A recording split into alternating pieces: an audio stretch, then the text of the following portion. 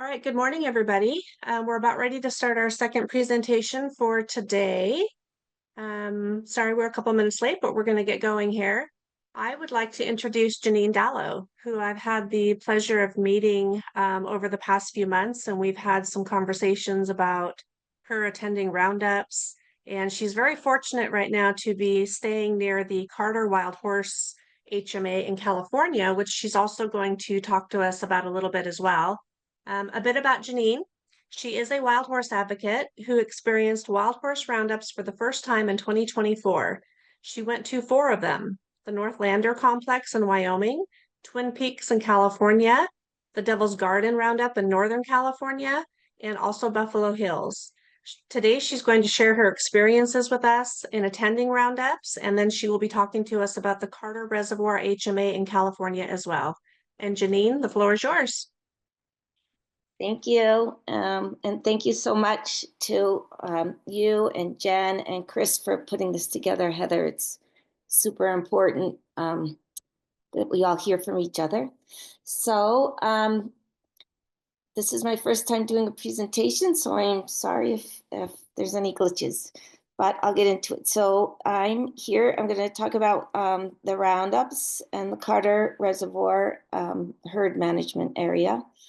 I did put together a little resume just of my experience so far as wild horses. I got inspired by reading the book about Wild Horse Annie. I had written this all down. It was mentioned yesterday. Let's see. It's called Wild Horse Annie and the Last of the Mustangs, and it's a biography written by David Cruz and Allison Griffiths. And it was an awesome book. So that kind of set me on my journey. And at the time I was living in Santa Barbara, and I honestly wasn't even aware that we had wild horses left. I had seen the movie Spirit a long time prior, but I really didn't know that there were still wild horses. So reading that book made me aware of what was kind of going on. So I started looking into it, and I started researching and networking. And from there, I visited a person that would train Mustangs or captured horses. She had one from Devil's Garden. And so that was my first interaction with a wild horse. I got to meet that horse not too far from Santa Barbara, but it wasn't in the wild. But I really wanted to see horses in the wild. So I started making connections and going to visit. And so far I've been in California, I've been to see Twin Peaks, Carter Reservoir, Devil's Garden, Black Mountain, which a lot of people don't know about the Black Mountain Wild Horse Territory. It's actually in San Luis Obispo near Santa Barbara. It's a very small herd managed by the Forest Service. And then Buckhorn. In Colorado, I've been out to see Spring Basin and Mesa Verde, which is part of the National Park Service. In Idaho, I went with my niece. We had an adventure. We went to, I think it's Challis. And then last summer, I did a drive by Birch Creek, hoping to see the big release, but it was called off or postponed. Out in Nevada, I've been to Stone Cabin HMA, Pine Nut HMA. In Oregon, I've been to the Ochicos, the Kygers, Pokegama. Utah, I've been to Sulphur Creek. Wyoming, McCullough Peaks, and Northlanders. Montana, the Pryor Mountains. For holding corrals, I've been to Litchfield in California, Palomino Valley in Nevada, and Devil's Garden. And I've been to a couple of sanctuaries. I've been to Return to Freedom and Skydog. So all of those experiences have really helped me. And I urge any advocate to get out and see things firsthand as much as possible, because when you're out there, you're meeting people, you're networking. The other thing is I go to events at any chance I get. I went to a rewilding event put on, I think it was Western Watersheds, actually in 2023 in Bend, Oregon, and that was amazing. It was a weekend of talks all about rewilding. So you don't have to go to things that are just about horses, because a lot of the things I learned have to do with what the horses are going through, because there's other animals um, that need to have their place to live. And yeah. And then in Santa Barbara, I was able to go to Monty Roberts. If you guys have heard about Monty, I think a lot of you have. Um, last year, I went to the Save Our Wild Horses Summit. So yeah, I try to go to things. I listen to webinars, read a lot of books, and I did a lot of volunteering at nature preserves in Santa Barbara. So having said all that, did start going to Roundups. Um, Last year, the first one I went to, let's see, I'll just get started. This was, just says U.S. government, the roundups of wild horses from federally protected wild horse ranges. If you go and look for roundups, the schedule of roundups, they're not called roundups. The BLM and Forest Service call them gathers, but I think the more accurate word is roundups. So I guess the first question would be, how do I get to a gather or a roundup? So you go and you have to look for the schedule. Let's see, I know I have this. I'll just show you this. This was at Devil's Garden. Oh no, this is Twin Peaks.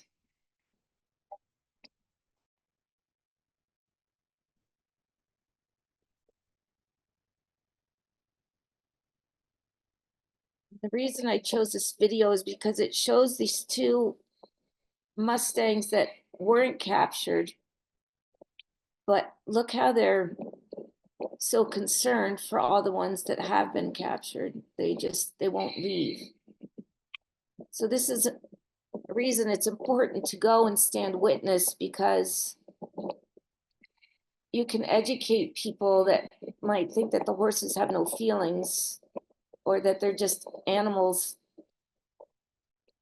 worthless animals that have no feelings, but in fact, they're sentient beings. And here these two horses that could run away and get to freedom, they're not. They're choosing to stay because they're concerned for their families.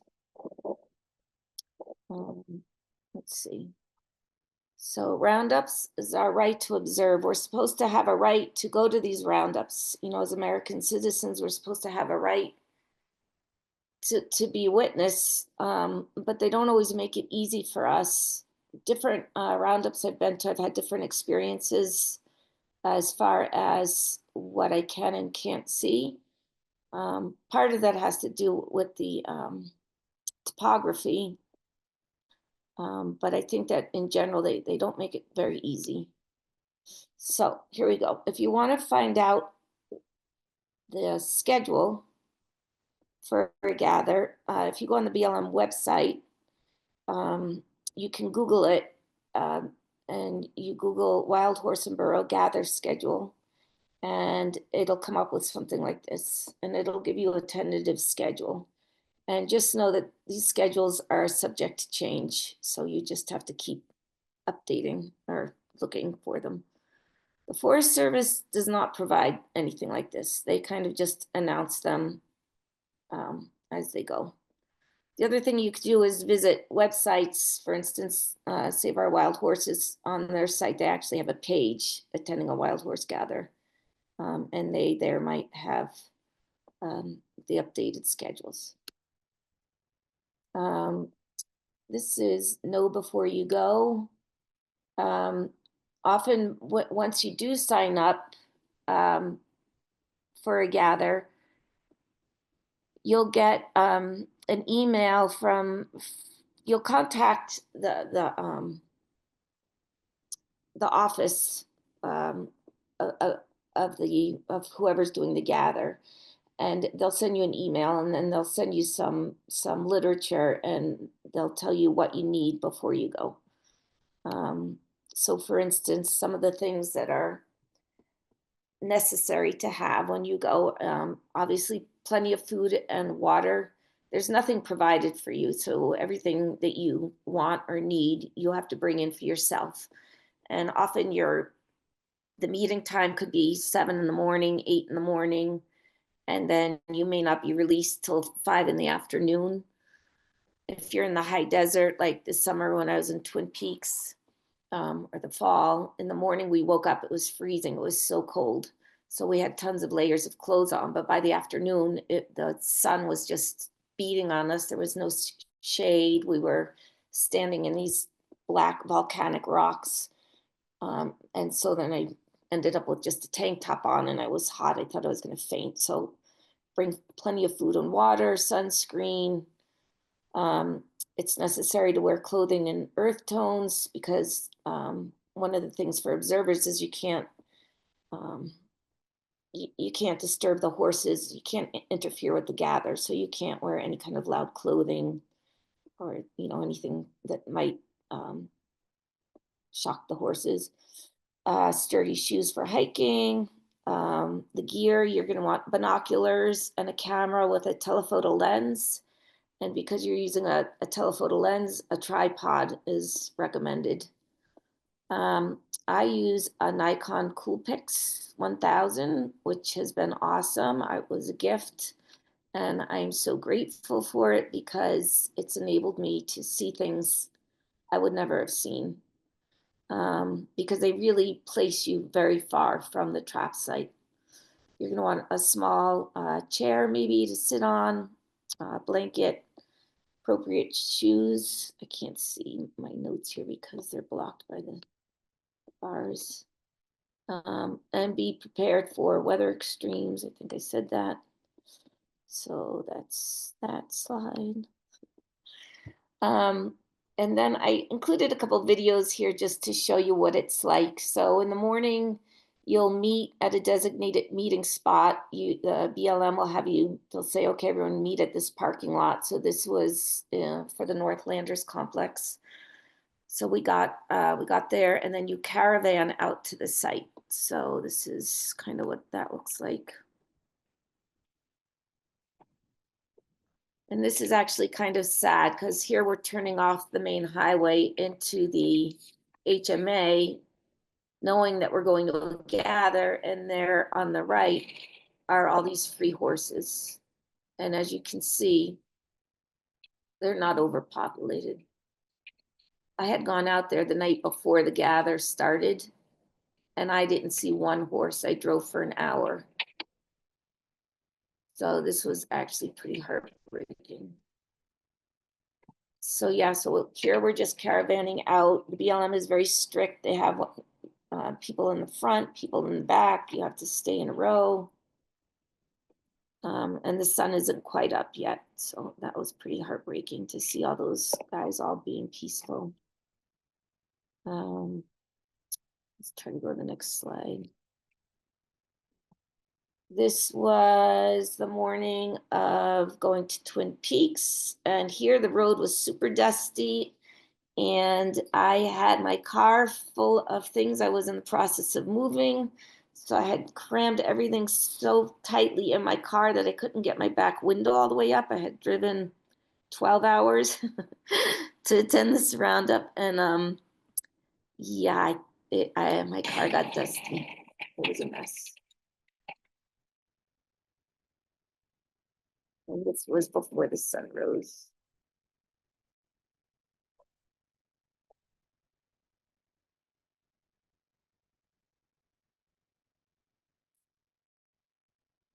This was Devil's Garden, which is desert, not desert, a forest. And this is just over the mountain from where I am now. Now I'm in Cedarville near the Carters.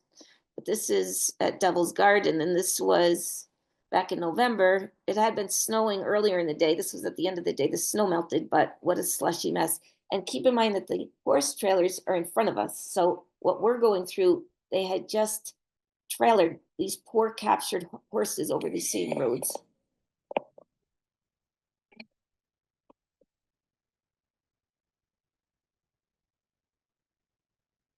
Apparently, a couple days before that, the Forest Service agent got stuck in the mud. It wasn't an observer, it was an agent got stuck in the mud.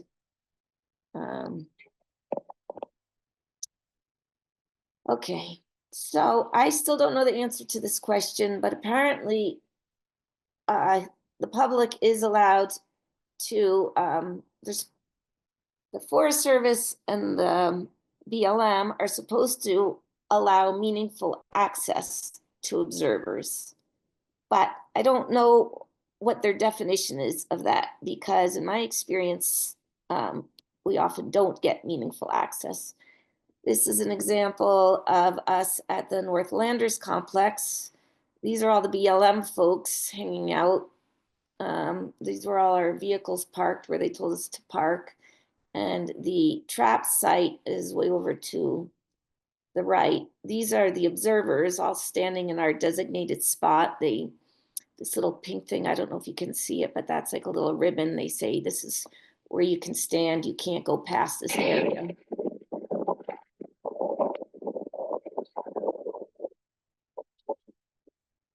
There's the horses way over there.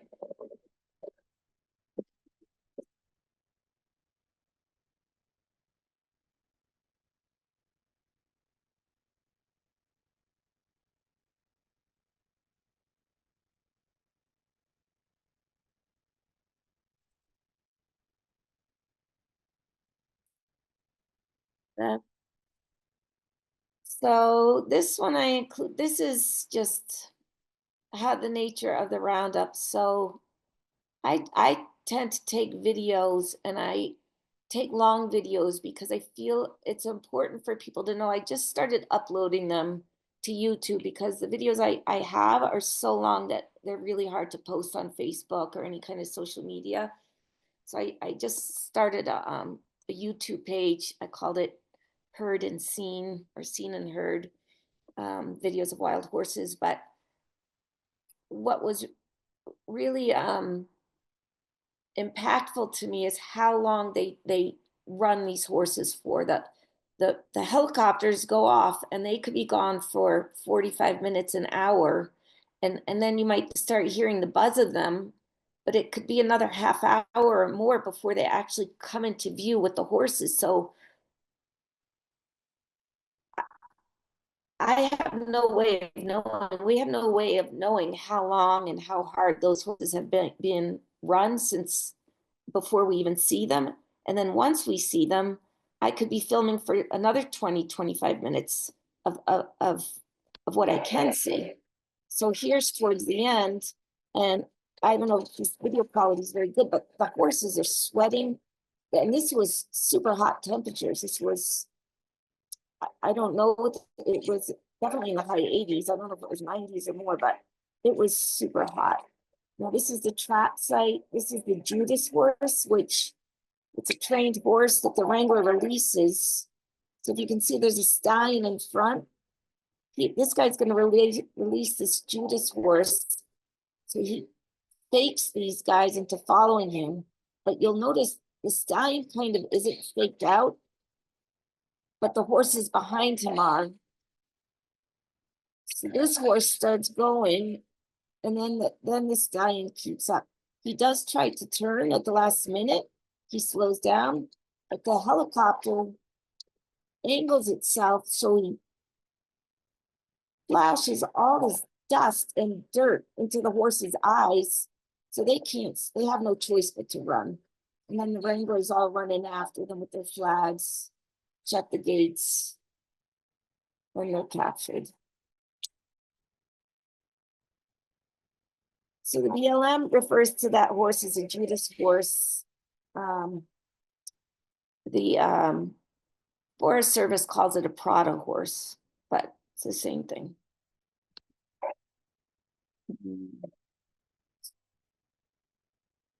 Okay, public observation at Devil's Garden Plateau. This was back in November. This is where we had to stand behind this tree, and the gather was going on over here. So I kind of made a funny video because you have to try to keep a sense of humor. And that's the trap. It's like 30 something degrees right now. Over there is the chute, the netting where the horses will run through, and then they'll be chased that way into that trap, which we as observers are not allowed to see. So we're all here under this tree, just listening to the helicopter sounds.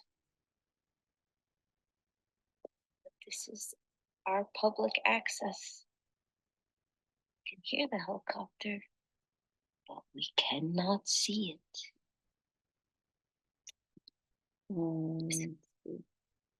And then this again is at Devil's Garden, and then this is what I could get documented.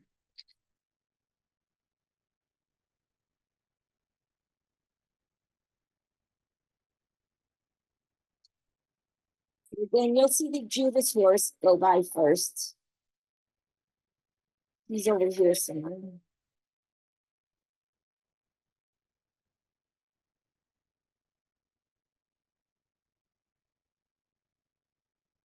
There's the wild horses on the left.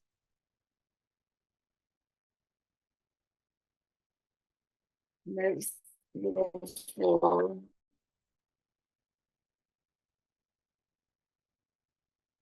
the Judas horse.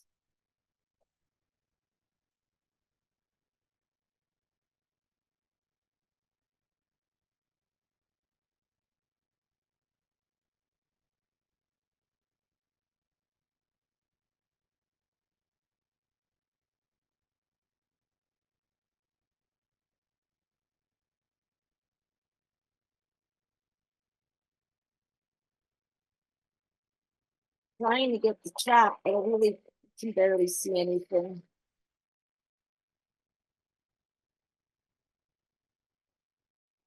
That was it. That was our public access. Let's see. Okay, roundups. Why observe? I think it's so important to go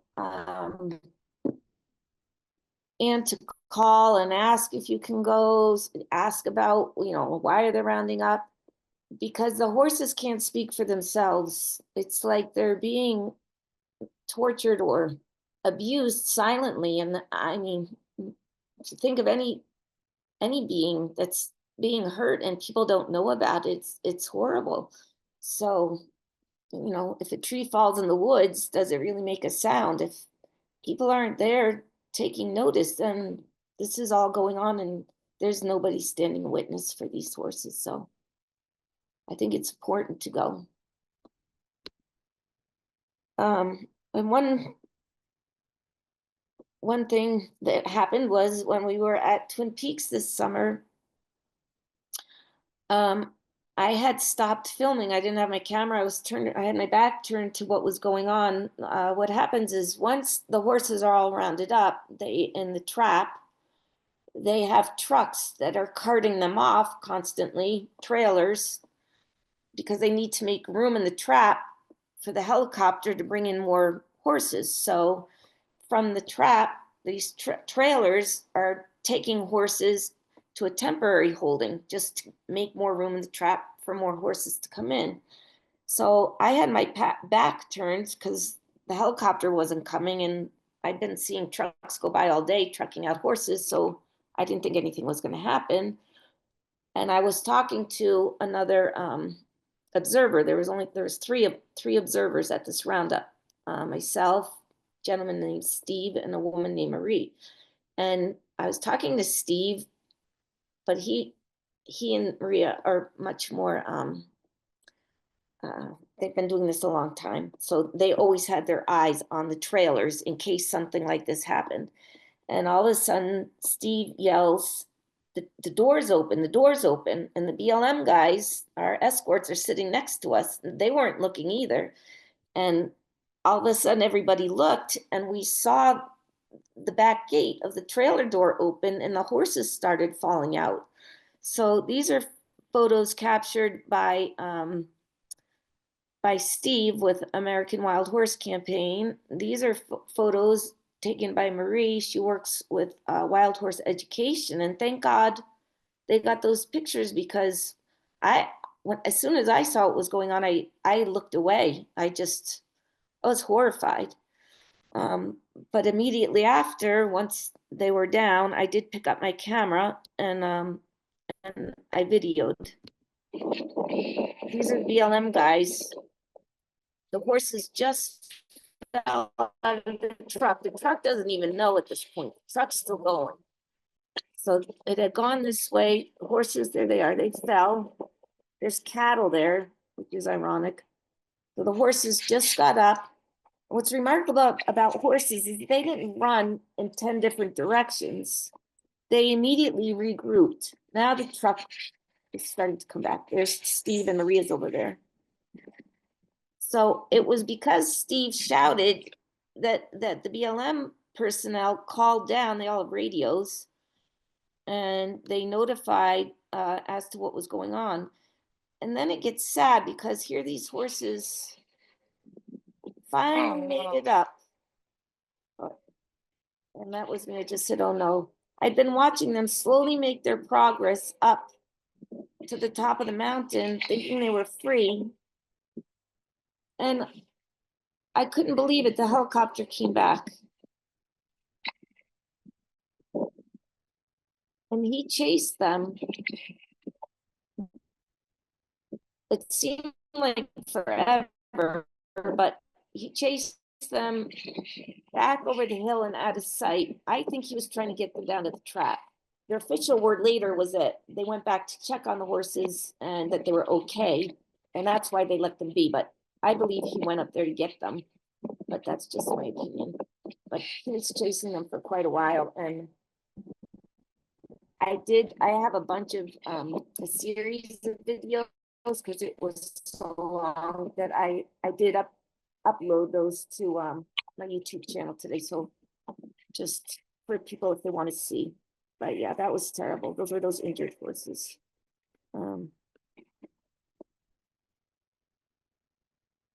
So that's a very good reason to be there, because if it wasn't for the witnesses, you know, I don't know.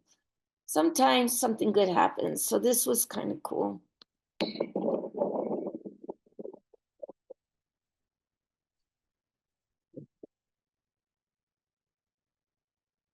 This sign was beautiful. And I don't stop the camera because I know there's more to the story.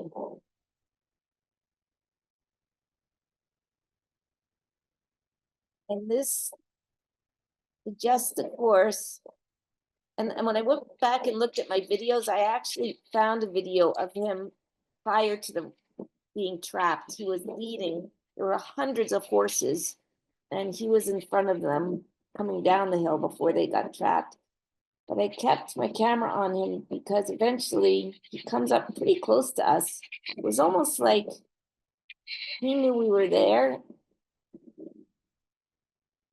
and he wanted us to look back or something. I don't know. I just felt like he was making note.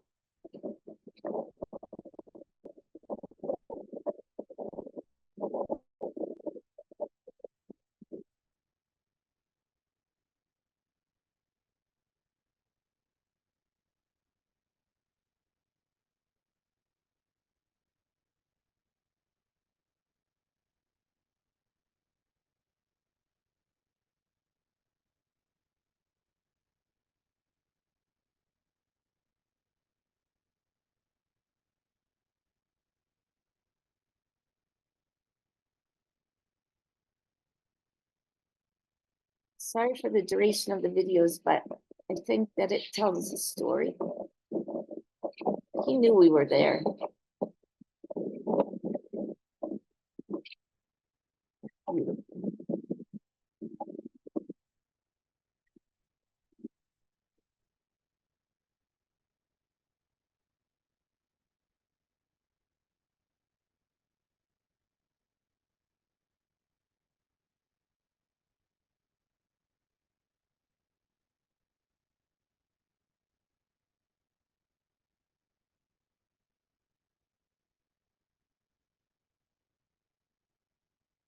going behind, around the bend behind us. That's why I'm moving over.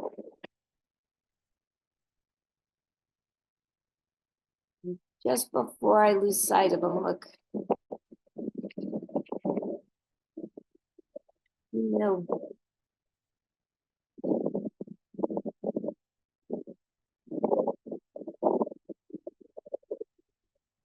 To me, Janine, that's just the saddest part because obviously he's looking back, Yeah, wondering why his family isn't following him, right?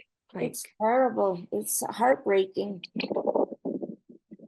And I feel like I mean, I've spent so much time out there with them. I really feel like there's so much that can be said without any words. Let's see how to get to the next slide. Wait, all right, let me stop this thing. All right, so you might want to get your tissues out. This is at the Devil's Garden in November. So they round up those horses. That was the video of them in the trees. They truck them back, and after this, it was freezing. It snowed this night.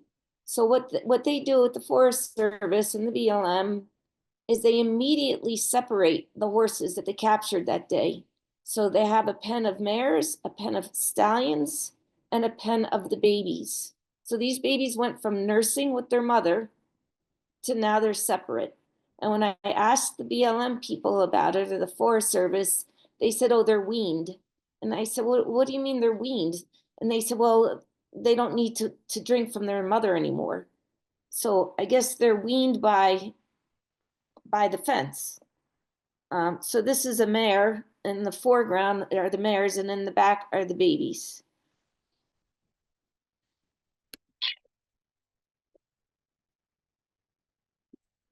And she's bleeding.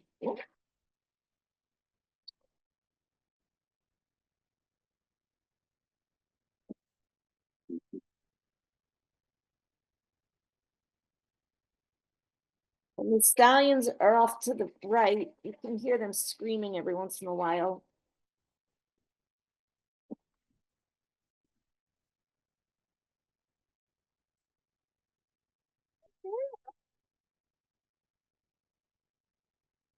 Make sure we can't go around. Yeah.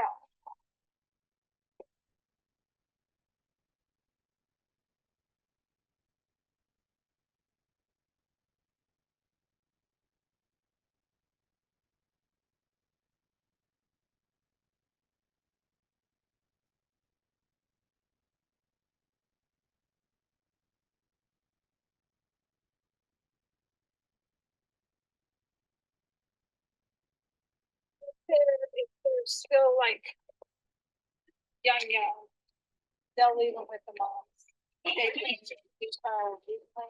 What are they terminating? In the wild, they'll nurse for 2 years or more.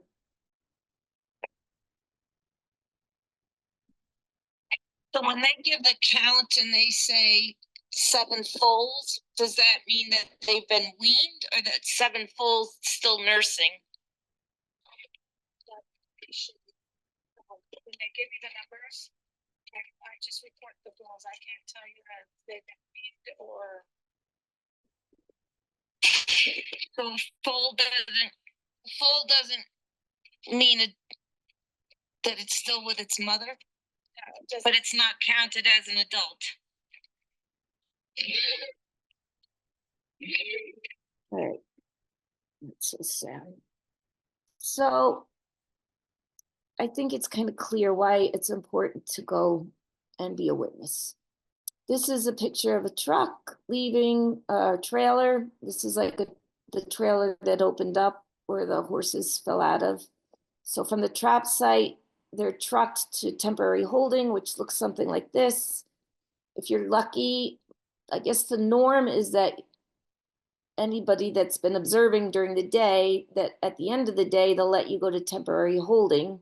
Sometimes they make you wait 3 hours in the desert, but then they will let you go walk by, but they rush you through. They keep moving you the whole time. let's see. This is temporary holding at Twin Peaks. These are all the Wrangler people and the helicopter people standing around all these horses.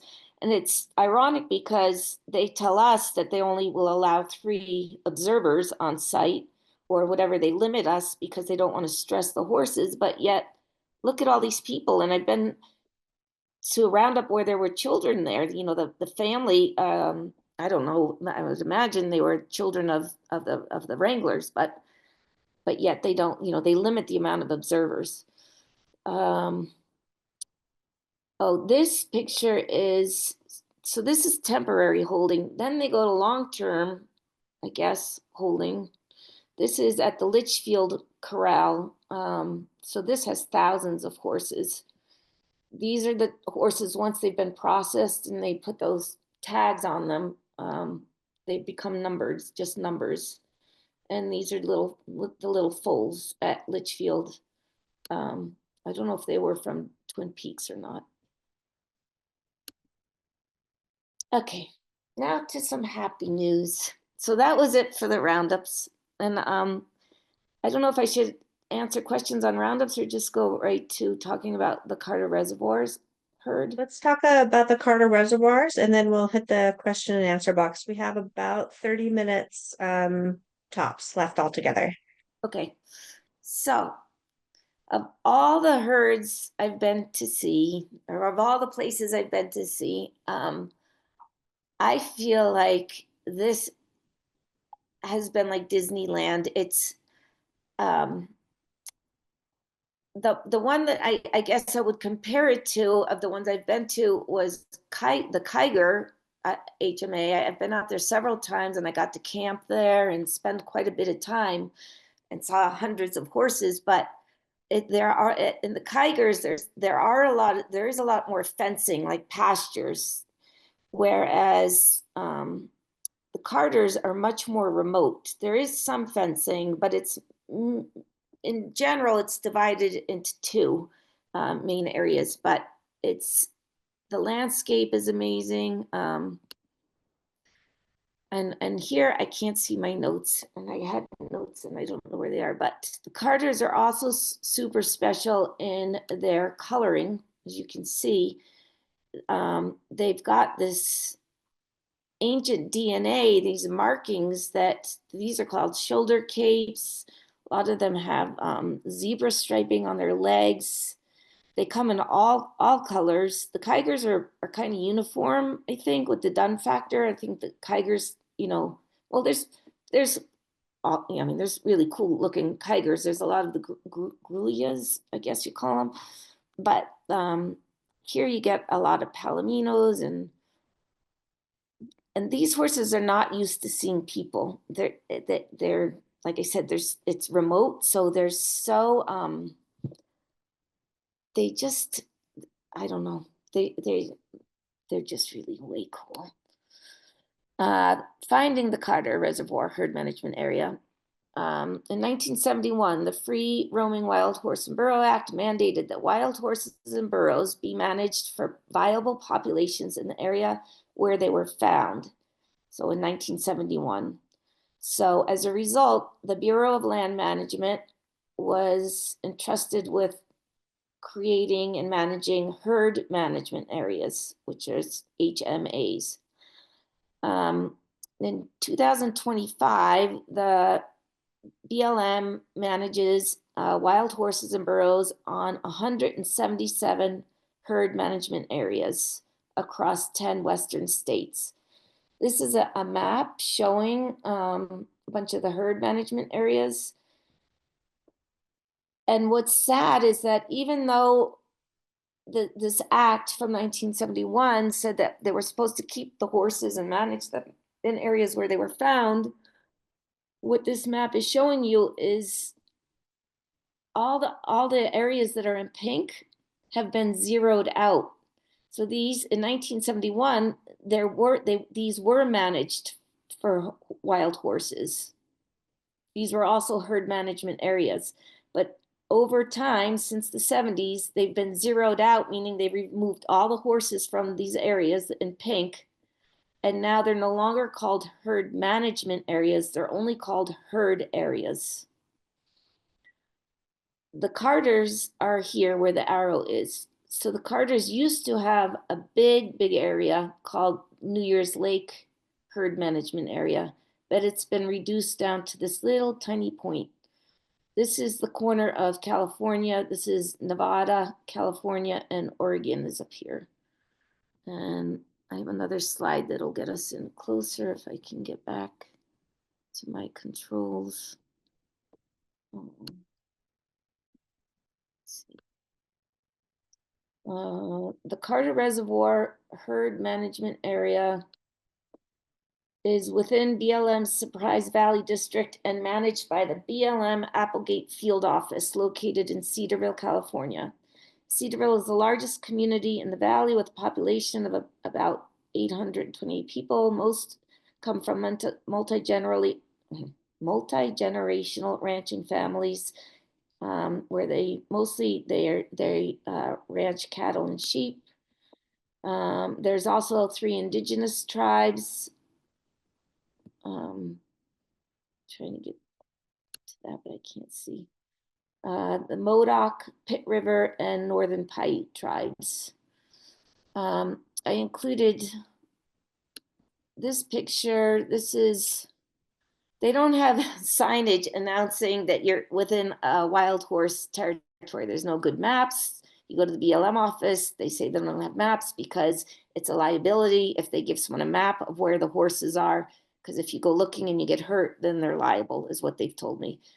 In Nevada, I was told they don't have signage announcing herd management areas because they'd be shot. The signs would get shot. People would shoot them with guns and it would be too expensive to keep replacing the signs. So if you come out to Cedarville and you're looking for the herd management area, this is Highway 299 going towards Cedarville. This is the mountains or the Warner Mountains. This is Surprise Valley. I'm standing in Nevada on the border of Nevada, California, and the herd management begins. The southernmost part of the Carter Reservoir herd management area is this Highway 299 of their designated herd management area. And for signage, this is all you get, that there might be a horse crossing the road in this general area. They are concerned about people hitting the cows.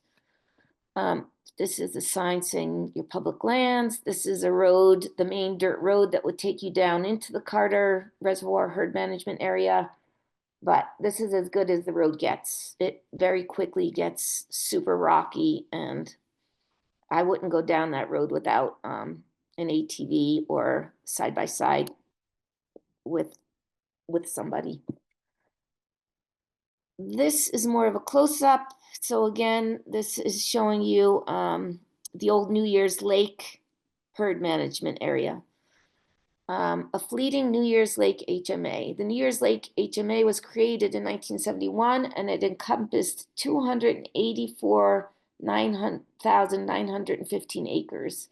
And the BLM set an appropriate management level of approximately 60 horses. I didn't double check that number, so I should check that.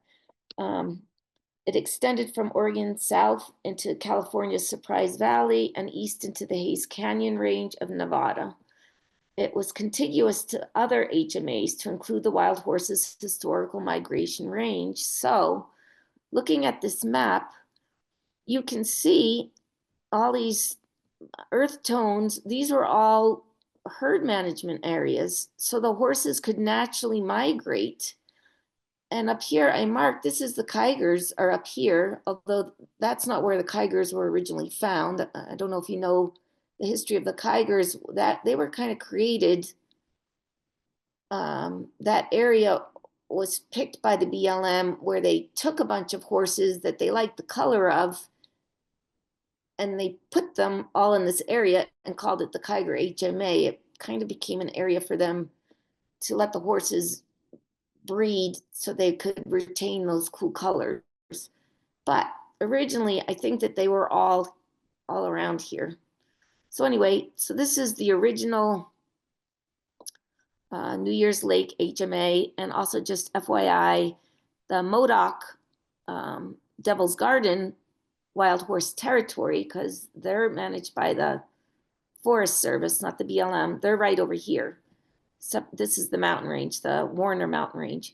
So when I heard that they were going to be gathering up these guys, I started to get worried about our horses, because the Carters, and that was in my notes, the BLM did put out a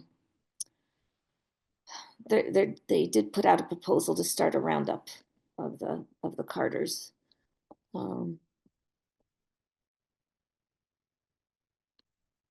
Sorry. This is a picture of New Year's Lake.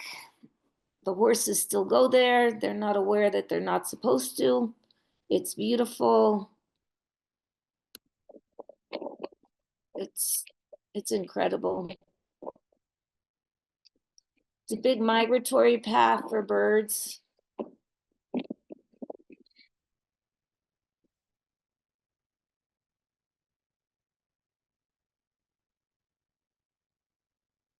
Just keep going.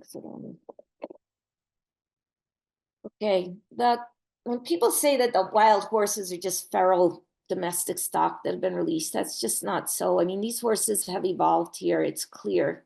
This isn't even that high. I have pictures of them way up on cliffs, like way far apart, far away from me. They know how to live up in this, and it's right now there's all snow up in there, but this is kind of pictures of the landscape, these riparian areas. It just goes on and on forever. So if the BLM says, or they claim that they need to round up these horses because the landscape or the ecosystems are in danger, it's not true. I mean, there's room enough for the horses and the cattle, so I don't understand why they're picking on the horses. In my opinion, there's room.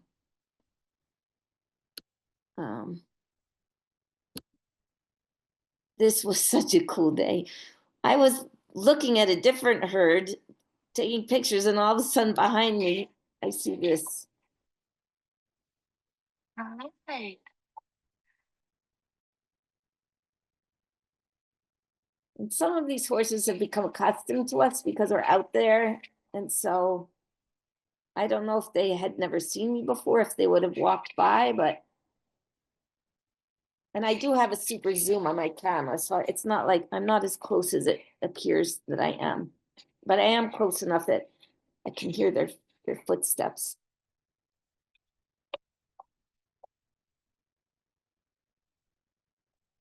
And they're just, see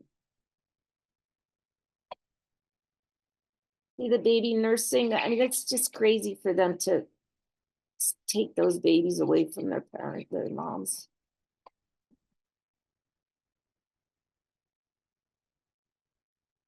The stallion.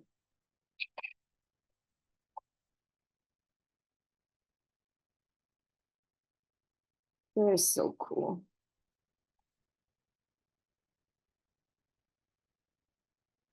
All right, I'm gonna keep going so I can finish. I put a lot of these videos on the YouTube so you can see them more. Carter Reservoir. Okay, so now at some point, and this is BLM, I've heard people talking about, filing what is it, Freedom of Information Acts to get information. I can't find the reasoning why they did this, but they did it.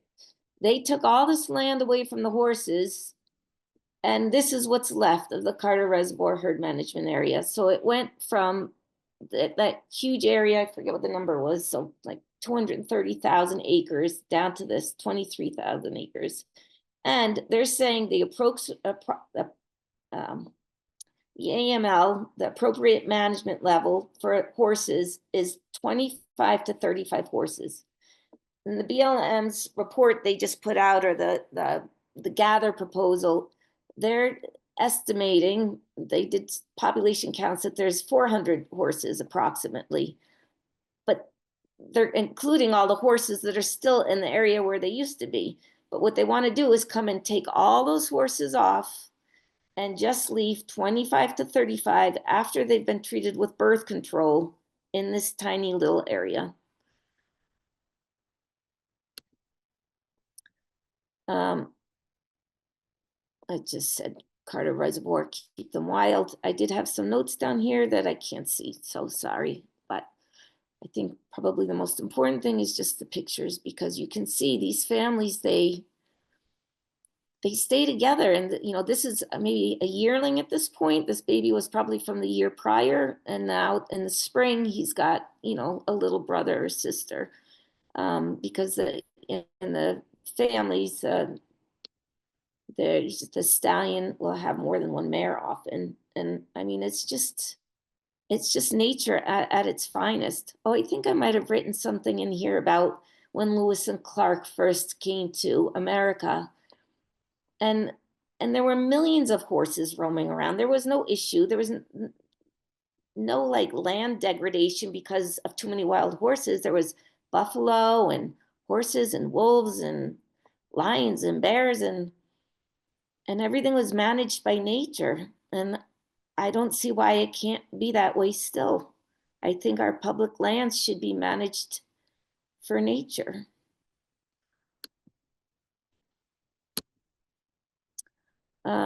Oh, here we go. Horses evolved in North America.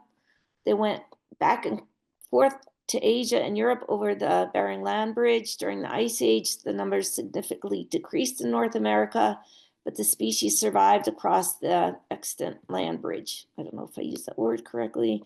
Some people argue that the horses that evolved in North America went extinct about 5,000 years ago, and that the wild horses on public lands today are a different species introduced by Spanish explorers in the 1500s. Some say that all wild horses are domestic livestock gone feral.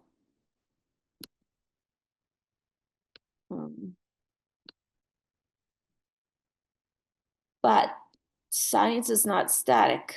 Modern DNA indicates the modern horse is the same species as the horse that evolved here.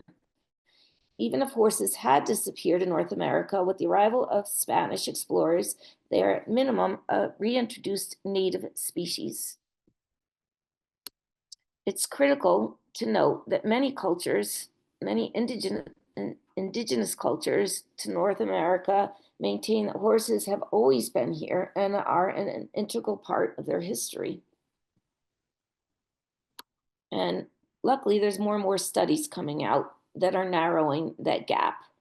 And if we listen to people other than, you know, the colonial frame of mind, then there's very good indication that horses have always been here, wild horses. Wild horses are not livestock. They survive in the winter year-round, managed by nature. So these are all taken here.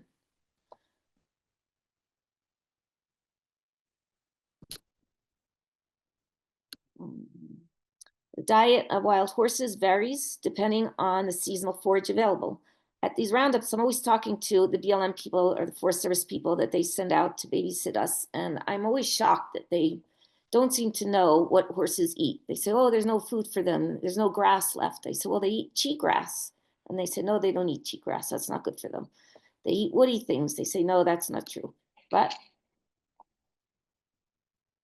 they do. And this was just taken last week. And these horses are healthy. So don't let anybody tell you they're starving. They're healthy. They're happy.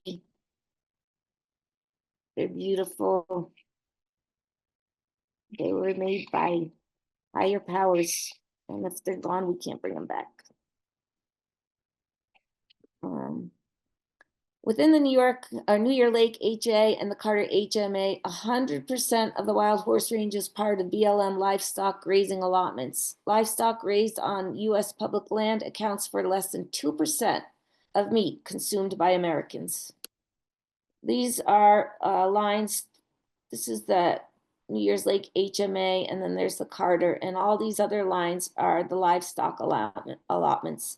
So what happens here is that all the cattle ranchers have ranches with their cattle where the cattle are in the winter, but in the summer, the nice months, as soon as everything's green, they herd their cattle up to the mountains, and the cattle get to graze up there and get fat, and then they're brought home in the winter. The horses live year round. Here's some pictures of cattle. There is some fencing, and this is just beauty.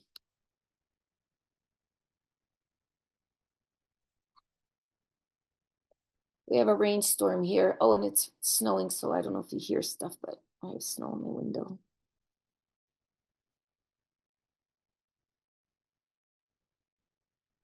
I'm just gonna go a little faster.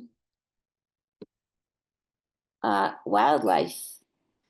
All these pictures were taken within the Carter Reservoir herd management area. They've got sage grouse, bunnies, coyotes, bear, the greater heron. What else do I have? Bluebirds, butterflies, pronghorn, mule deer.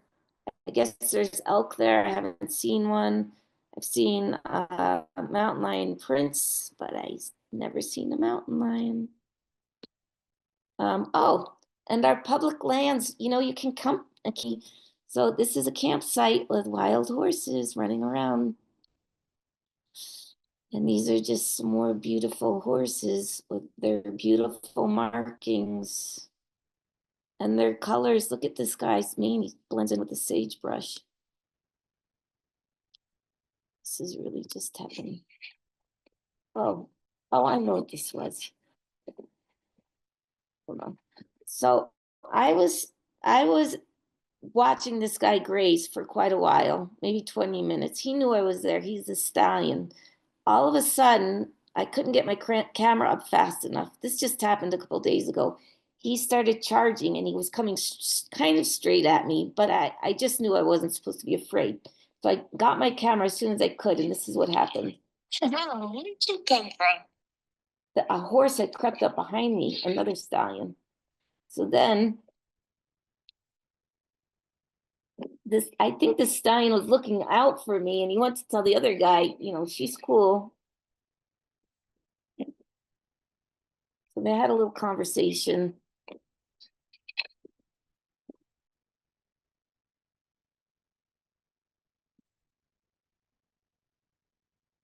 And the stallion I was watching his family band for hours. I posted a video of the little baby. Eventually that other stallion goes off. But he stayed within within viewing distance. That was so cool. Oh, this is the baby. So this is the foal of the stallion that just, and he's so cute because I don't think he was aware. The father knew I was aware the whole time, but he didn't. So as I went to leave and I made noise, he was like, wait a second, who are you?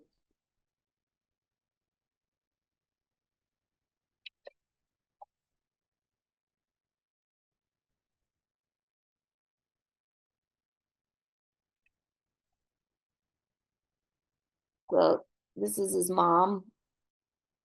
And the mom's not sure either, because apparently they didn't know I was there the whole time, but the stallion did. So he kind of does a little posturing, I guess, for lack of a better word. And whatever he's doing, he's kind of putting them at ease, because as soon as he walks away, they're totally fine with me. So I could have stayed and taken a bunch more pictures, but I wanted to get back to my car before it got late. So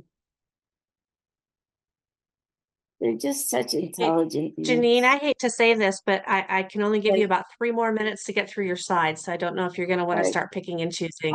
This is the last one. So that worked out. It just says, let the wild be. And that's my slides. So Perfect timing then, yeah. that's it. Janine, I just want to say your presentation was fantastic. You had Wow. so much great information in there. Thank you so much for putting that together. I know how many late nights you had. doing that for us. And, also knowing this is the first time you've done something like this, I just think you did just a wonderful job. So thank you for that. Thank you. Thank you so much. I told my mom the other day, it's like when you have a baby and you just can't wait to wake up in the morning. That's how I am here. Like I'm working as a substitute, but in the afternoons, I just go straight out to the HMA. They just, I just love them. I've been trying to just, because I didn't want to interrupt you any earlier because everything you were sharing was just such valuable information. So I've answered most of the questions in the chat box, you guys. I think with Krista's permission, maybe in another few weeks, like maybe 5, 6 weeks or something, Chris would host Janine and I to come back and hold another Zoom session with you guys to talk more about roundups and what Okay. happens, how to watch for the press releases for a roundup, we just unfortunately don't have time to cover it all today. Yeah. How you can attend one, more about what to do and bring with you. And most importantly, what happens afterwards. I know there's been some questions about that. It's a long explanation, you guys, about what happens after a roundup. But in summary, really quickly, the horses are pretty quickly separated and put into the stock trailers. So the stallions are separated and shoved into a stock trailer by themselves. The mares are separated and shoved into a stock trailer. Some of the foals, I believe, are almost always sometimes in a trailer with the mares, but then separated from them so they don't get trampled. Or sometimes they might be in their own trailer. That kind of depends via roundup. Those horses are then taken to a short-term or temporary facility, generally either on BLM land or on rancher's land or something nearby. They're trailered there. They're let loose into some rather small corrals. The BLM's chosen vet for the operation will come out and vet the horses. It's at this time that they will put down any horses that they deem unfit for reasons such as sway back, missing an eye, body condition, club feet, any reason that the BLM will use to put a horse down, they'll put it down right then and there. Those horses might stay overnight, or they might be a day or two, where they might be then just automatically put into semi-trailers, depending on how big the operation is, and shipped to another facility where they will often be for a while. They get their tags put on, they get their freeze marks, and things like that. So it is a complex process. And I think that's something that a lot of you, especially those of you who are new to advocacy and joining us for this summit, would like to hear about. So I know Chris would be happy to host us for that, wouldn't you, Chris? Yeah, absolutely. And I think that over the last few days, I know you and I have talked about a couple points where we should just do a talk to be able to give some more clarification or let people ask more questions, because we thought we left a half hour for everyone to ask their questions, and we padded a half hour onto that, and we ran out of time really quick every presentation. So I think that's a great problem, but we want to be able to elaborate in places, especially like this. So Yeah, exactly. So yeah, from Cecile. And Cecile, you've been giving us a lot of great comments. You guys, Cecile did a presentation for us. The days are running together. I honestly don't remember if it was yesterday morning or the morning before at this point. Cecile's from Europe and she's been asking a ton of great questions. Are the comments of the presentations also recorded? I don't believe they are, right, Chris? When you replay the video, we don't see the comments. we don't see the comments, no, but all of the Okay. Q&A part is part of the presentations that we're uploading. I'm not cutting anything Right. out of the Q&A session. Yeah. So what we'll do, Cecile, is I think Chris and I, though, have access to the comments in a separate program. And I'll ask Chris if she has that to send that to me. And then Janine and I can address those questions in another Zoom. And I hope, Janine, that you would be willing to join us for that in a few weeks' time. And if anyone wants to ask me questions, you can email me. It's just my name, Janine Dallow @mac.com. And I'm on Facebook. And I gave Heather some links. I don't know if she put them in the chat. I did, yes. additional information and contact for the local BLM here, because it would be great to get people to reach out to them, because I really think that this herd needs to be protected. It's one of the last ones that I'm aware of that hasn't had any birth control implemented in it, and I don't think it's necessary because it is so remote and the land is so healthy. So I think it would be great to just keep them as they are and no Roundup. And just to clarify, Janine, there's actually so few herds that are subject to any sort of fertility control. And Ginger could maybe give us a number in her presentation upcoming if she knows, but out of the 177 herds that are left, and there's actually less than that, I'll go over that tomorrow. Very few of them have any sort of fertility program at all, but Oh, yeah, so we'll cover that tomorrow, and hopefully Ginger can cover that in her next presentation. I also wanted to tell you guys too that Janine and I, before I let you all go, Janine and I are collaborating on a new Facebook page that I've been trying to start putting together, but I just haven't had the time the last few days to continue with it, but I will share it out when I get it going. But it is a Facebook page where we can get together to share when roundups are happening and see if we can get some more observers out on the range to watch these roundups.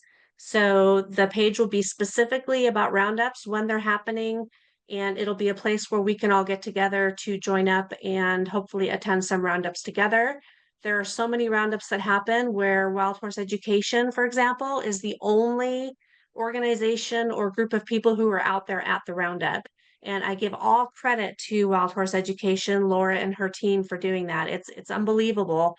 But it would be great if we could give them a hand and help with some of the documentary. And it gives you guys the opportunity to share any photos or videos that you're taking with your friends and family on your pages to help bring awareness to the issues as well. So as soon as I get that up and going, hopefully later this week, I'll start posting about the upcoming roundups. And the name of the page, let me just grab that really quick before I let you all go. Do you remember what we called it, Janine? Was it Here forum? it is, Wild Horse and Burro Observer Forum. Let me throw the link in the chat box super quick so you guys can grab that there. And we'll discuss that page more when Chris hosts us in a few weeks' time as well. So did you want to end with anything really quick, Janine, before I let us all go? Yeah, Wild Horse Education and American Wild Horse Campaign have been at the roundups I've been to, and I just wanted to say that they've both been there. And at Devil's Garden, it was actually just American Wild Horse Campaign, but I've only been to 4, so I really love the work that Wild Horse Education is doing, and I feel like if there's one thing that needs to be done, it is what Wild Horse Education and American Wild Horse Campaign are doing, or conservation, is the legal funds. If you can contribute to legal funds to advocate for the horses, I think that's super necessary. So, thank you. Yeah, absolutely. I don't disagree with you at all. Thank you so much, Janine. Cecile tells me the link wasn't working for Facebook. So if you guys go to Facebook and the link's not working, just search for Wild Horse and Burro Roundup Observer Forum. Again, I just started building the page. There's no information on there right now, but go ahead and follow it and I'll start getting some information up there soon. Thank you again, Janine, for all your hard work and that fantastic presentation. We greatly appreciate it. We'll get together again with you in a few weeks. And for everybody else, I'm going to let you go for now, and we will see you shortly for the next presentation. Thank you.